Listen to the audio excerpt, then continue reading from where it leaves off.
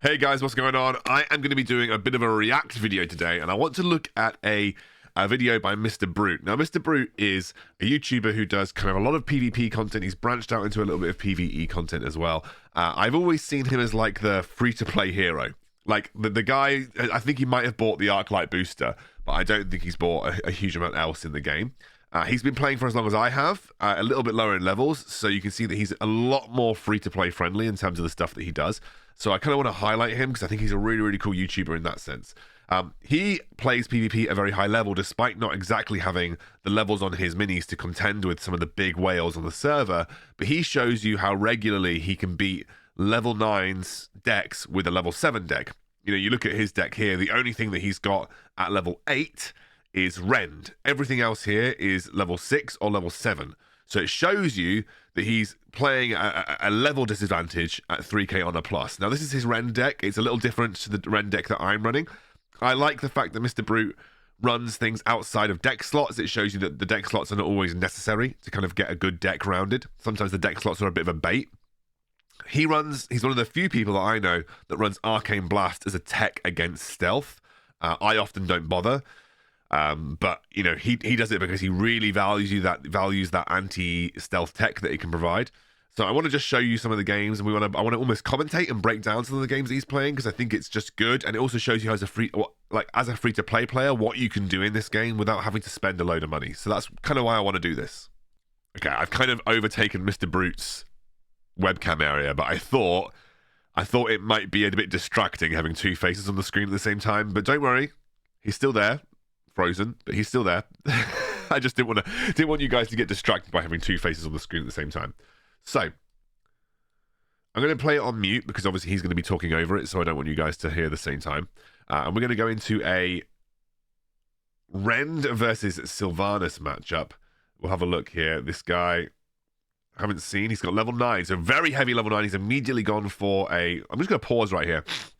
So this guy has started with a Necromancer and Stonehoof Tauren combo. Now, Stonehoof Tauren, I like to commit Stonehoof Tauren or Prowler by itself, but committing the Necromancer really early maybe leaves him open to Rend going over the bridge and causing problems for him. So I'm going to see, interesting to see what Mr. Brute does here. Obviously, both gone for some very, very early miners, which is fine. Looks like he's going to drop his level 6, by the way. As you can see, he's actually doing some pausing and analysis, and he's pausing the game at the same time and doing analysis. So I actually haven't heard what he said here, but he's dropped his level 6 with the Bubble Shield talent, by the way. He's level 6 Murloc Tidehunters. He just wants to stop him from generating gold as much as possible. It's going to be interesting to me. I assume he's going to use Rend down the middle just to try and deal with both the Necromancer and the Stonehoof Tauren. So let's just see.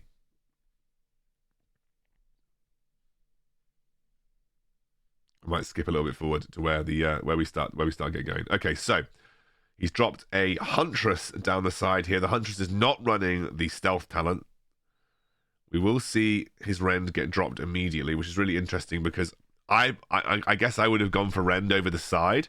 Rend can deal with the Huntress quite nicely, but I'm interested to see how this plays out with Rend down the middle. I would guess it was just because he felt it was the best option that he had in his hand at the time. Oh, he's running the Flaming Soul talent, so that makes way more sense. Okay, that was a good move then. Running Flaming Soul shows you how useful Flaming Soul can be, by the way, over Scale and Steel. Obviously, Scale and Steel is good. That is a big deal, by the way.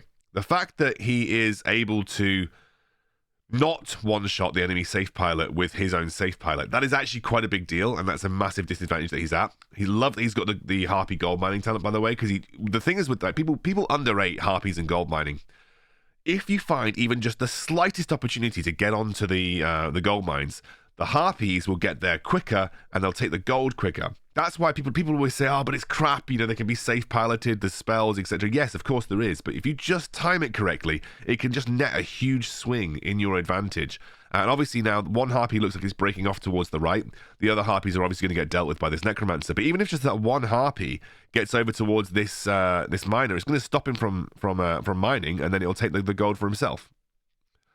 So yeah, 1 gold goes the way of the enemy kobold, but 2 gold goes the way of Mr. Brute. Now he's going to drop a defensive, just not the best set of defensive drakes. I guess he's protecting damage on his tower is the way that I would have seen that. I usually drop things a little bit later. he's going to go for a very aggressive push in the corner with both Quillbore and Safe Pilot. So interestingly, usually you see people try and split Safe Pilot and Quillbore up because you don't want the Quillbore you don't want the Quillbore to take the flame damage directly towards your Safe Pilot. You're trying to split it so you have a bit more time. He has unfortunately left the level 9 Necromancer on his base, which is why I felt like those defensive plays were a little bit wonky, but he will drop, looks like a Wren, or no, another Drake directly behind. They will drop a Wren that's been Bansheed now, so this is not looking too hot. This is a very, very tough matchup for him here. He would make a big comeback in this situation if he's able to do so. Looks like he's going to struggle, though. I think this is one of those situations where I think this might be a game loss. But that was a tough one, to be fair. Very, very tough. I think he made... And, you know, I think Mr. Brute's a fantastic YouTuber, so I don't want to... you know, I'm not trying to criticize him too much. I think, you know, a couple of defensive plays that maybe he dropped a little too early. I maybe would have sent... I think the Wren down the middle was fine because he had Flaming Soul. I think he actually made a really good Harpy play on the gold. I think, unfortunately, there were just some big mismatches in levels, and that's one of those instances that can show you where levels are really horrible.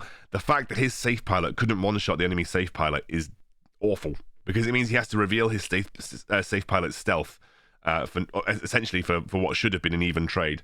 So that felt a little bit harsh, and I think that was a tough battle. Like, it was a very strong deck. There are things like Huntress and things like Necromancer, which if you don't have the right answers for at the right level, like not running Wellpegs, for instance, versus a Necromancer, means you only have Safe Pilot as an answer most of the time. And if your Safe Pilot is not being used on Necromancer, then the enemy gets a lot of free reign on the map. So that's where I think Wellpegs comes in a bit more useful in that particular matchup. But well fought, just unfortunately just out-leveled a little bit there, and a couple of like slightly awkward defensive plays around that Necromancer on the left-hand side, but I don't think it would have won him the game doing it much differently, if I'm honest with you. All right, we're going into the same matchup again. This is going to be interesting. So we're going back into a level 9 Sylvanas matchup. We'll see if he runs anything differently. The one thing that Brute doesn't have in his deck is something that can, apart from the Murloc Tidehunters, is something that can contest the chests super easily. Like a Prowler here would probably deal with the Huntress, but he will actually end up getting the chest, which is quite nice. You've got to also remember that the Murloc Tidehunters will tank at least one bounce from the Huntress, which means they'll get a little bit of physical damage off, which is really important. So I just want to skip forward just a little bit to see what happens. So yeah, I mean, if I go back, actually, I just missed what happened there. So he did a really nice job of just like essentially tanking the Huntress away with the Quillbore, which now means, if you look at it, he spent 5 gold. I'm actually going to pause it now. I'm actually pausing it now. He spent 5 gold, and obviously we spent 5 gold on the Tidehunters plus the Safe Pilot, but they're both alive and need to be dealt with. And then we used 2 gold on the Quillbore, which died. So we do technically have our Safe Pilot and Tidehunters still on the map. Now, they could just get let to die to tower, which means we'd have taken a 2 gold negative trade. But with Rend and Harpies, there is a good chance that we can clean up some gold here. So let's see what happens. So we're going to go for a traditional miner. It looks like it's Sylvanas. I think we wait for Sylvanas. I think we just play normal Drake into Sylvanas, or we play the Tidehunters. Or in fact, this is actually even a better play. Oh, but slightly messed up the positioning. Just got caught by the unfortunately, by the Black Arrow. Bit of a pain, actually. And I think next time he does that, he'll probably place them a little bit further to the left so they just don't get caught by that Black Arrow. But one of them survives. And we just I don't think we needed to Safe Pilot that, because the Harpy would have died in one shot to the tower here. So good. This is brilliant. But I just want to recommend, one of the best things that you can do, especially on this map, is just know the timings. If you contest the chest right at the start, you're usually waiting 45 seconds for the next chest spawn, which usually means that it spawns around 2 minutes 40. So great timing by Brute on this, and it's going to give him such a massive net gold lead, because he's going to essentially pick up both of these chests with these Murloc Tidehunters here. So he's done that really well. Much better defensive positioning on his units this time round. I know he's taking some damage on the tower with the Huntress, but he has got, I think, a big gold advantage. So I'm going to see what he does. I think he's dropping the Harpies to go for the gold. They might then chain onto the Stonehoof Tauren, which would be really big. They won't. Are we going to drop Quillbore to try and get these Harpies to go on the tower. We are. Good use of the Drake and the next round. That's also going to be a nice use of Rend. And now you can see the value of the Harpies. If you get them some time on the base, they absolutely shred. And they've taken him down to about equivalent levels of what's it called? Base HP. So this is being played really well by Mr. Brute. So a little bit awkward that we're unfortunately going to just only get one chest, but at least he was like centimeters, millimeters away from losing that second chest or having it contested. So again, I think overall pretty good. Banshee's going to take over a Murloc Tidehunter, which we don't really care about. One of the big problems that I think we do face in this deck is that we don't have a very good answer to Huntress, because obviously we're going to have to use Harpies here, I think, because their physical damage, they'll take it out much quicker. Oh, they get immediately Chain Lightninged here. And that's put Mr. Brute on the back foot just a little bit. He's got a load of base damage to deal with. So how are we coming back from this situation? I think another good set of chest timings could work out in our favor. You just need to be so conscious now about Huntresses. We're going to drop a Rend very far back. I like that because it potentially deals with the Huntress. Get some Murloc Tidehunters down the middle here. We need to make sure that we're contesting. If we can get a safe pilot out onto their Necromancer, secure a double chest, I think we're in a good spot in this scenario. So yeah, we want to get a double chest, which is probably going to give us a gold swing that'll be really nice. We're going to drop a Cobalt Miner. That's interesting.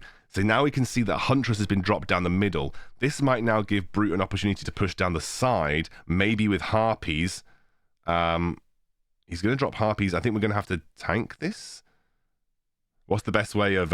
We've split them to get one on the gold and some to distract the Huntress, because they're not going to connect with the Huntress, and we don't have Quillbore just yet.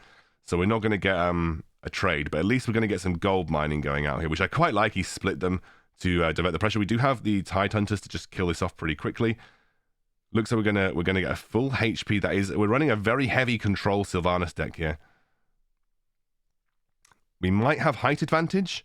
We might have height advantage on this Rend. We've just seen him move into range outside of the Flame Breath from the Dragon, which means that Rend will charge up his before the Dragon charges up, the Drake charges up their next attack. And a level 8 Rend versus a level 9 Drake with a 3/4 HP should take it out. Oh gosh, no, that actually didn't work out too well. But we do have Flaming Soul, so we get a good trade.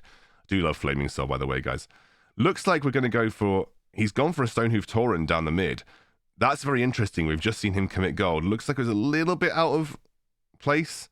He's going to go for the chests. To win this, I think we basically have to go like mega defense mode down mid with Harpies, maybe proccing the stealth of the safe pilot.